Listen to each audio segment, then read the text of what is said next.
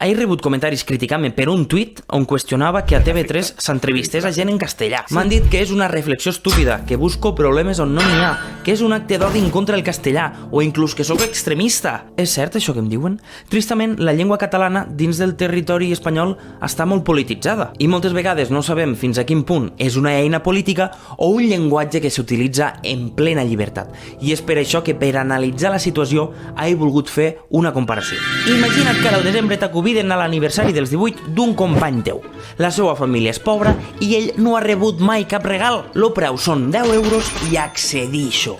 Lo problema ve quan te n'adones que d'estos 10 euros només 3 van destinats al regal del teu company. La resta, los 7 euros restants, aniran per al regal d'un altre company que fa l'aniversari al març de l'any que ve. Un altre company que, a més, quan vingui el març, t'exigirà que li pagues no 10, sinó 20 euros.